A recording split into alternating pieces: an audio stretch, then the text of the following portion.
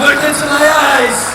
When you see me on a show, when you see these fans, you know you've got the best in the damn world. This is the Wrestling Matters podcast where we stand up for professional wrestling. Here we fucking go! Well, enough is enough, and it's time for a change! Professional wrestling! This is it! This is us standing up! Yes! Yes! Yes! Yes! Yes! Yes! That's 13-14! Make it till death! Dina, I am the best in the world. Cause that's the bottom line! Cause Stone Cold said so! What's happening, ladies and gentlemen? Welcome to this very special podcast, ladies and gentlemen. It is WCPW Loaded Episode 1 review. That's right, I managed to watch it. This is all part of the Wrestling Matters podcast and the Wrestling Matters production. I managed to watch the show that took place. As I've just recording this right now, the show just finished. It was on for an hour and a half on YouTube, on the WCPW show, which was on What Culture Wrestling's YouTube channel. If you didn't see it, I'm pretty sure it's going to be up there, so you might want to go and check it out. As I'm doing this right now, the live stream that they did to show this on is just pretty much ended, and it got about 20,000 watching it as well. I would imagine it's got a lot more views, and I would imagine by the time you get over there right now, it's going to be up there at some point, so you might want to go and check it out. I will leave a link in the description below for you guys to go and check it out.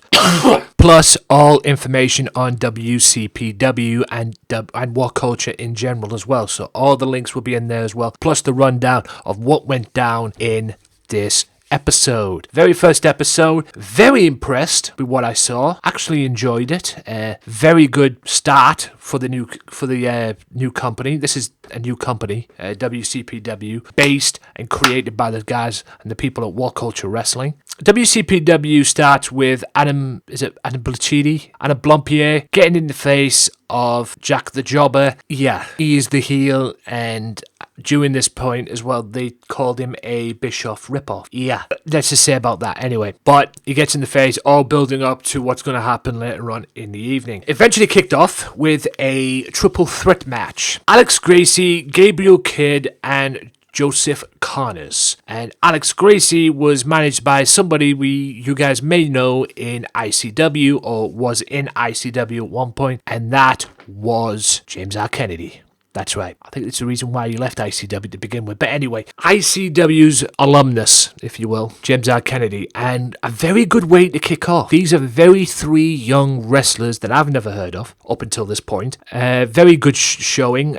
Not bad for a triple threat match. It was elimination as well, because Gabriel Kidd got eliminated by Connors first. But yeah, quick pace stuff, great wrestling in between, and these three have a future in this business, there's no question about it. I really like what I saw in this match. Just one issue with this, and there was an issue with this. Connors wins by a disqualification because Kennedy's boys, Alex Gracie and his tag team partner, came in, interfered in the match, and beat up Connors. Correct me if I'm wrong, but in a three-way dance, whether it's a three-way elimination or a triple threat match or whatever, I swear there's no DQ. I'm just throwing that out there. I have no issue with the match. The match was good in itself, but the only issue I had was with that DQ win. You might want to look into that, What Culture. Just throwing that out there. All in all, great start, and don't be afraid and don't be surprised if you see these three men wrestling in other companies, because these three were very, very good. Very big future for Gabriel Kidd, Alex Gracie, and Joseph Connors. It'd be interesting to see what Alex Gracie can bring as a tag team wrestler too, because he was part of a tag team, like I say, Kennedy and his tag team partner. So when they eventually decide to make WCPW tag team titles, I would imagine they'll be going for them. But anyway,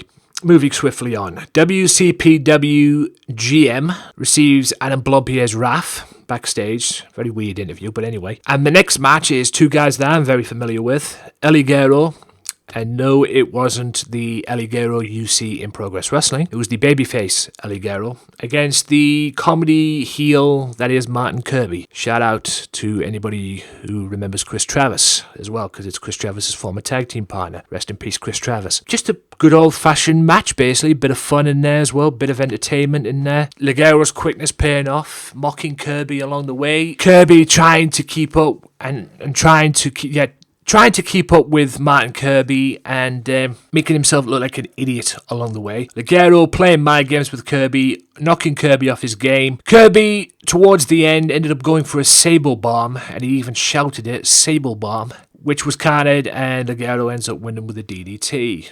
I'll be interested to see if these guys go a little bit longer next time they meet. That might be a feud that's building there between the two, but Ligero's awesome. Whether he's a heel, whether he's a babyface, at the end of the day, Ligero's awesome, and Martin Kirby's a great wrestler too. I have come across Martin Kirby a few times, in person as well, and watching him wrestle, and he is great. I remember one time he was up here in Middlesbrough and he wrestled a guy by the name of Falcavius at a gym that is not far from where I'm living, just up the road from where I'm living right now in the Southland Centre. So yeah, good little match, good little bit of fun in there as well. But Ligero gets the victory. Now to WCPW introducing a wrestler who came out, said that he wants WCPW gold and makes a big mistake. I'll get to that mistake in a second. Prince Ameen. A guy who I am very familiar with. I have actually met this guy face to face. He's a super cool guy. But when he's in character, it's a different matter, ladies and gentlemen. He's and I agree with what Martin Kirby said on Twitter at one point, or in Facebook, I can't remember where I read it, said the promoters need to book this guy more often because he is a very, very good talent. Not just in his character and in his persona, he is a very good character, and a very good wrestler in the ring as well. And a very good character in the ring as well, depending how he, with the way he comes across in the ring, his persona. And I'm talking about, like I say, Prince Ameen, very familiar with this cat. Been up here a few times at the town hall, and hell, like I say, I've met him when I was associated with EPW. Shout out to you, Chris Cully. But he came out, like I say, just like everybody else on the roster, wanted WCPW gold, and more than likely will end up getting it at some point. And then proceeds to call out anybody that, so he will fight them. He calls out somebody, and out comes the Iron Man. That's right, ICW's Iron Man, professional wrestling's Iron Man. He's a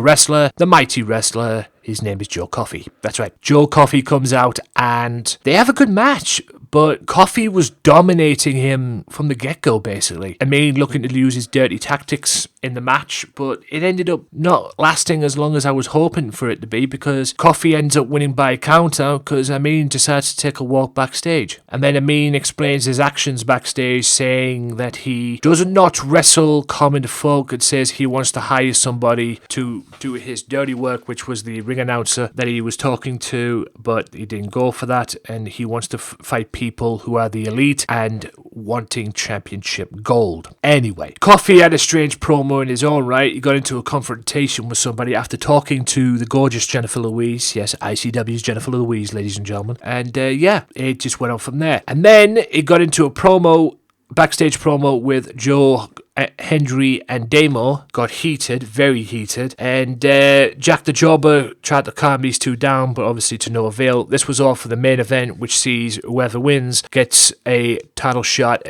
with Rampage Brown for the WCPW Championship. And onto the match as well. Damo, Joe Hendry for the WCPW #1 contendership to face Rampage Brown, and these two literally beat the piss out of one another in the match. It even got to the point where there was a "This is awesome" chant, so that's excellent for WCPW. Hard-hitting stuff. There was a ref bump. Joe Hendry's Adele entrance on Big Damo really pissed him off.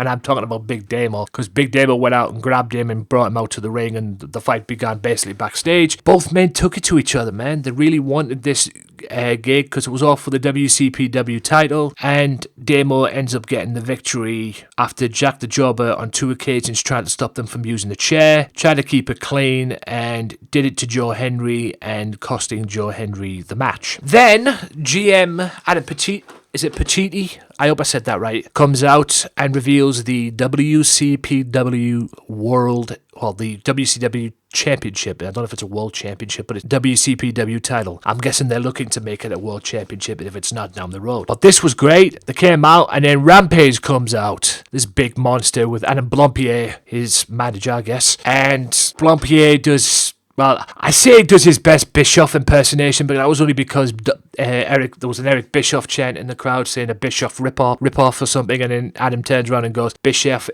ain't got nothing on me, and whatever. But, the GM wanted them both to leave, and Adam challenged the GM to ask Rampage to leave, and then he tried it, and Rampage attacks the GM, and then just goes ballistic, and power drives a security guard member, and then Adam sends a warning out, and then that cardboard WCPW championship that Adam and Cole used to have when you used to watch if you watch the World Culture on YouTube, you know what I'm talking about. Well, Rampage ripped the thing up. It is now history, and Rampage made a statement, ladies and gentlemen, that he wants that title, and so there's that. Well, Adam made it on his behalf. That's all I'm saying. But all in all, a very good show. Apart from the trolls that were annoying the stream chat, other than that, a very good show, and I will give it a strong 7 out of 10 because I really did enjoy it. Like I said on Twitter to them, and like I said, and like I'll say right now, it can only grow from here, guys. It can only grow from here.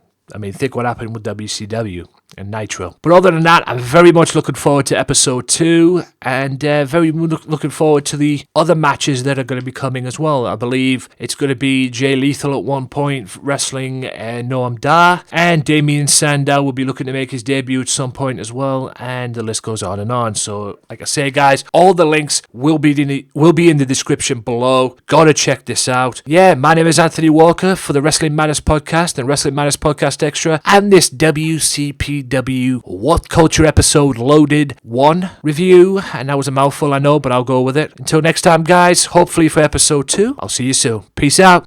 Well, enough is enough, and it's time for a change. Professional wrestling, this is it. This is us standing up. Yes, yes, yes, yes. Yes! Yes! That's 13-14! Till death! Cena, I am the best in the world. Cause that's the bottom line. Cause Stone Cold Simpson.